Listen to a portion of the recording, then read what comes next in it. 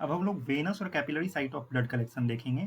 आप यहाँ पे देख सकते हैं, ये मीडियल क्यूबिटल वेन है, सिफेलिक वेन है और यहाँ बेसिलिक वेन है। यहाँ से हम लोग जो है ब्लड कलेक्शन कर सकते हैं।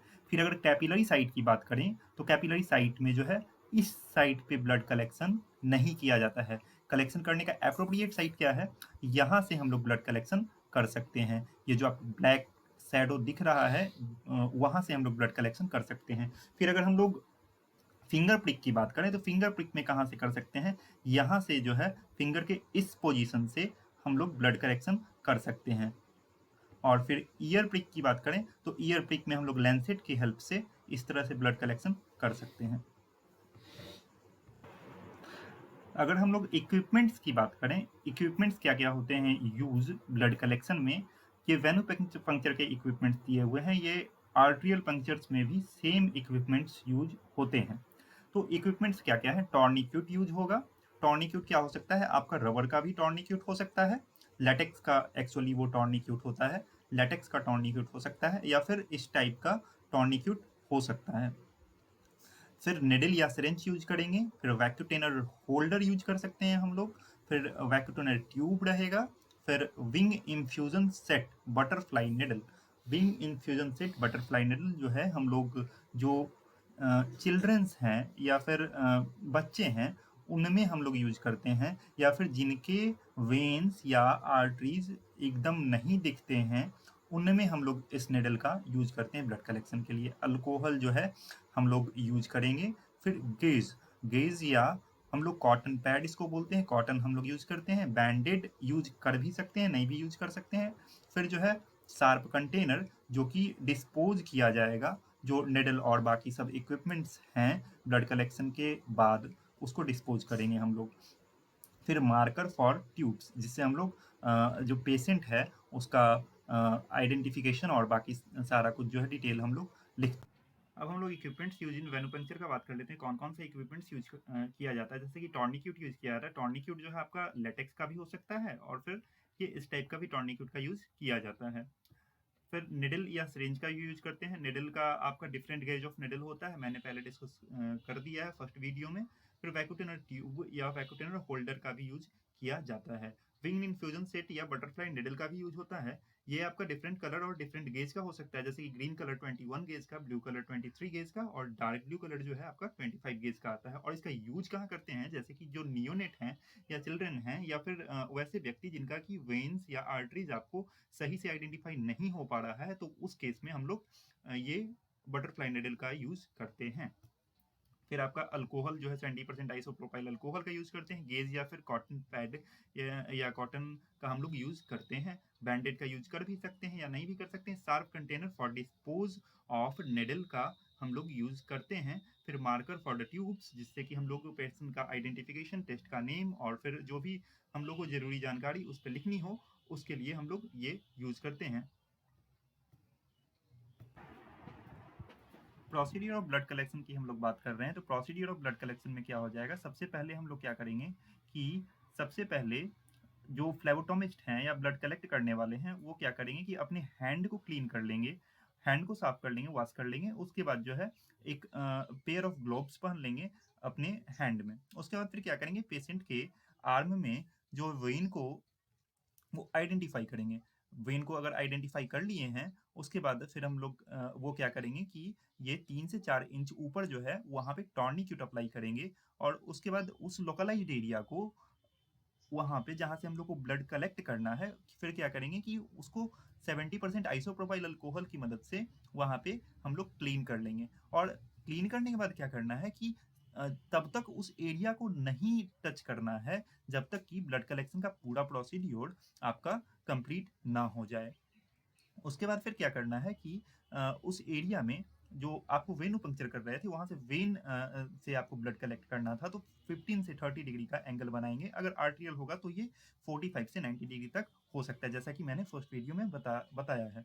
फिर उसके बाद क्या करना है कि आपको टॉर्निक्यूट को जैसे ही ब्लड कलेक्ट हो गया उसके बाद फिर टॉर्निक्यूट को रिमूव करना है, उसके बाद फिर आपको नीडल को रिमूव करना है। ये बात ध्यान देने की है यहाँ पे कि टॉर्निक्यूट पहले रिमूव करना है, उसके बाद नीडल को रिमूव करना है। उसके बाद फिर वहाँ पे कॉटन से प्रेशर अप्लाई करेंगे और वही हम लोग पेशेंट को ही बोलेंगे कि आप इसी तरह से यहाँ पे प्रेशर अप्लाई कर करके रखिए थोड़ी देर। उसके बाद फिर हम लोग क्या करेंगे कि नीडल को डिस्पोज कर देंगे और उसके बाद सैंपल का लेबलिंग कर देंगे। जो प्रॉपर ट्यूब है जिसमें टेस्ट करना है हम लोग को, जो भी टेस्ट करना है उस हिसाब से हम लोग उस पर लेबलिंग कर देंगे टेस्ट का, और पेशेंट का नाम, आइडेंटिफिकेशन या कुछ जो बारकोडिंग है वो सब हम लोग कर लेंगे।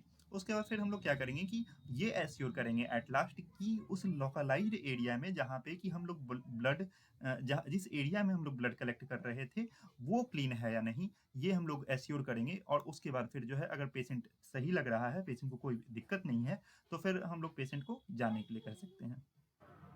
अब हम लोग फैक्चुअल बातें कर लेंगे, कुछ फैक्चुअल बातें कर लेंगे। जैसा कि हम लोग जानते हैं कि जिस हैंड में आईवी लगा है उस हैंड से तो ब्लड कलेक्शन को अवॉइड ही करना चाहिए। अगर करना भी है तो आईवी के ऊपर से ब्लड कलेक्शन नहीं करना चाहिए, उसके बिलो आईवी से हम लोग ब्लड कलेक्शन कर सकते हैं।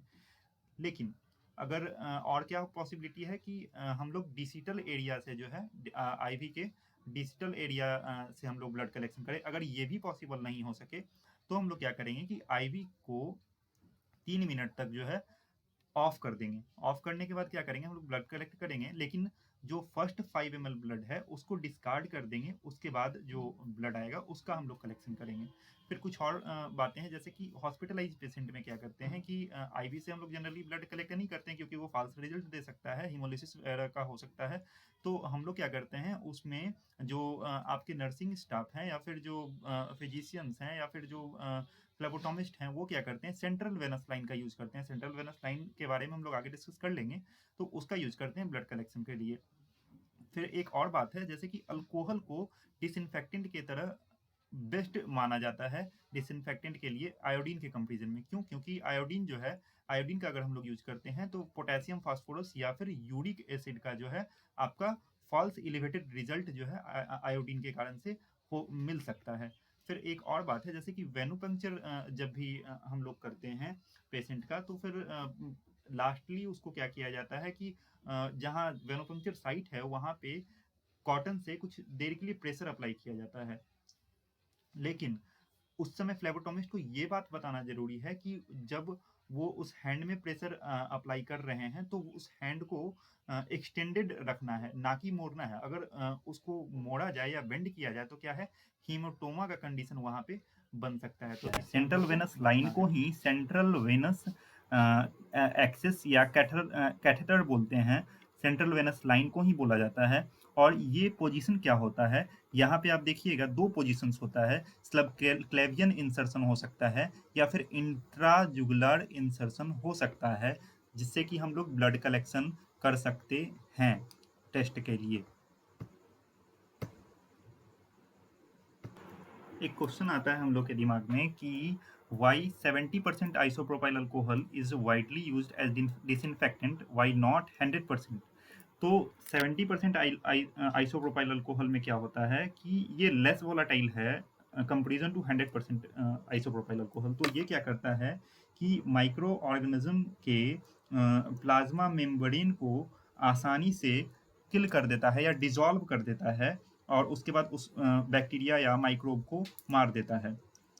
और इसमें क्या होता है, इसमें 70% में क्या होता है कि ज़्यादा टाइम जो है इवोपोरेट करने में इसको लगता है, तो ज़्यादा टाइम मिल जाता है डिसइंफेक्टेंट की तरह काम करने के लिए। और ये क्या करता है कि बैक्टीरिया या जो भी माइक्रो ऑर्गेनिज्म है उसके सेल वॉल के थ्रू प्लाज्मा मेम्ब्रेन में घुस करके उसके प्लाज्मा मेम्ब्रेन को डिस्ट्रॉय कर देता है ये। लेकिन अगर हम लोग 100% आइसोप्रोपाइल अल्कोहल की बात करें तो ये क्या करता है कि प्रोटीन को कोagulate कर देता है, और वो प्रोटीन कोagulate करके एक प्रोटीन लेयर बना देता है जो कि दूसरे प्रोटीन को कोagulate करने से रोक देता है। और ये जो होता है फिर क्या होता है कि माइक्रोब इसके किल पूरी तरह से नहीं होता है, वो क्या होता है, डॉर्मेंट स्टेज में चला जाता है। माइक्रोब्स का जो सेल वॉल है वो भी तो प्रोटीन्स का ही बना होता है, प्रोटीनियस लेयर भी होता है, प्रोटीनियस लेयर होता है उसमें। तो ये पूरी तरह से किल नहीं होता है और डॉर्मेंट स्टेज में चला जाता है, जिसके कारण से हम लोग जो है 100% आइसोप्रोपाइल अल्कोहल नहीं यूज करते हैं और 70% आइसोप्रोपाइल अल्कोहल का यूज करते हैं। एक क्वेश्चन है कि कौन सा वेन को हम लोग बेटर मानते हैं वेनस ब्लड का सैंपलिंग के लिए? तो cephalic vein, basilic vein, median cubital vein, vein from back of hand, ये सारों का हम लोग यूज करते हैं, लेकिन फीमोरल वेन को हम लोग जनरली अवॉइड करते हैं। वो फीमोरल वेन कहाँ हुआ, जो फीमर के पास होता है, यानी कि जो पैर वाला वेन होता है, जो फीमर बोन होता है, वहाँ पे आप डायग्राम में पहले देख चुके होंगे। ये फीमोरल वेन को हम लोग अवॉइड करते हैं। फिर दूसरा क्वेश्चन है, repeated venipuncture in the same vein can cause, ये होता है फ्लेविटिस। फ्लेविटिस में क्या होता है, इन्फ्लामेशन, वेन में इन्फ्लामेशन हो जाता है अगर रिपीटेटिवली हम लोग वेनु पंक्चर करेंगे तो। और ये जो पॉइंट्स हैं ये आप देख लीजिएगा, ये इंपॉर्टेंट हैं, थ्रोम्बस, पैटिची और हिमोलिसिस। कॉम्प्लिकेशंस ऑफ वेनिपंक्चर का हम लोग बात कर लेते हैं। तो कॉम्प्लिकेशंस में क्या हो सकता है, हीमेटोमा का फॉर्मेशन हो सकता है, या फिर नर्व डैमेज हो सकता है, इडमा हो सकता है, थ्रोम्बोसिस भी हो सकता है, आर्ट्रियल पंक्चर हो सकता है अगर अप्रोप्रिएटली हम लोग साइट का चुनाव नहीं किए हैं तो। फिर पेन भी हो सकता है अगर इम्प्रॉपर तरीके से निडल को इंसर्ट किया गया हो। एलर्जी हो सकता है, एलर्जी कैसे हो सकता है, लेटेक्स से एलर्जी हो सकता है जिसका कि टॉर्निक्यूट यूज करते हैं कुछ लोग। इट्रोजिनस एनीमिया हो सकता है। इट्रोजिनस एनीमिया मतलब क्या होता है कि ये जनरली इन्फेंट में होता है। तो इन्फेंट में ब्लड कलेक्शन के दौरान क्या होता है कि अगर ज़्यादा ब्लड कलेक्ट कर लिया गया हो, ब्लड कलेक्शन के दौरान ज़्यादा ब्लड कलेक्ट किया गया हो, तो हो सकता है ये एनीमिया का कंडीशन जनरेट कर दे। हीमो कंसंट्रेशन भी हो सकता है, जो कि हम लोग पहले डिस्कस कर चुके हैं, और एक्स्ट्रा वेसिटेशंस भी हो सकता है। रिस्क ऑफ हिमोलिसिस का हम लोग बात कर रहे हैं। तो रिस्क ऑफ हिमोलिसिस में क्या हो रहा है, क्या हो सकता है कि अगर 23 गेज के अंडर का हम लोग निडल यूज कर रहे हैं या 23 गेज का यूज कर रहे हैं तो भी हिमोलिसिस का चांस है। फिर अगर सिरिंज के प्लंजर को हम लोग बहुत फोर्सली, अगर ब्लड ट्रांसफर के दौरान जो है उसको बहुत फोर्सली अगर प्रेस कर रहे हैं तो शियर फोर्स के से क्या होगा कि आरबीसी टूट सकता है और हिमोलिसिस हो सकता है। फिर अगर इंट्रावेनस या सेंट्रल लाइन से अगर स्पेसिमेन ड्रॉ किया गया है तब भी हिमोलिसिस के चांसेस होते हैं। और फिर अगर एंटीकोगुलेंट जो है उसका मिक्सचर 1:9 से अगर ज़्यादा हो तो भी हिमोलिसिस के चांसेस हैं। फिर और क्या है कि अगर इन अप्रोप्रिएट मैनर में एंटीकोगुलेंट अगर यूज किया गया है और रीयूज ट्यूब का यूज किया जा रहा है तब भी हिमोलिसिस का चांस हो सकता है। फिर एक और पॉइंट है कि अगर हम लोग ट्यूब को विगरसली मिक्स करें तब भी हिमोलिसिस का चांस है। इसी चलते ट्यूब को प्रॉपर तरीके से रखा जाता है और उसको अच्छे तरीके से लैब में पहुंचाया जाता है टेस्टिंग के लिए। फिर अगर अल्कोहल या डिसइंफेक्टेंट को प्रॉपर तरीके से ड्राई ना होने दिया जाए, उसके पहले ही ब्लड कलेक्ट कर लिया जाए, तो वहाँ पे भी हिमोलिसिस के चांसेस बनते हैं। और लास्टली दो पॉइंट क्या है कि अगर वैक्यूम या फिर आपका बहुत लार्ज वैक्यूम या फिर बहुत ज़्यादा लार्ज ट्यूब का अगर यूज कर लिया जाए तो भी हिमोलिसिस का चांस हो सकता है। और अगर लार्ज सिरिंज का भी यूज किया जाए, 10 से 20 ml का सिरिंज है उसका अगर यूज किया जा रहा है तब भी हिमोलिसिस के चांसेस हैं। वैल्यू ऑफ बायोकेमिकल पैरामीटर जो है, क्या वेनस और आर्ट्रियल ब्लड का सेम होगा? इसका आंसर है नहीं। RBC, haematocrit, leukocyte, neutrophil, monocyte, haemoglobin और ग्लूकोज, ये कैपिलरी ब्लड में आपको ज़्यादा मिलेगा, ज़्यादा बढ़ा हुआ मिलेगा। फिर अगर हम लोग पोटेशियम, कैल्शियम, प्लेटलेट्स और कुछ प्रोटीन्स की बात करें, टोटल प्रोटीन्स की बात करें, तो ये वेनस ब्लड में जो है रेज्ड होते हैं या फिर बढ़े हुए मिलते हैं। तो इसका मेन कारण क्या है?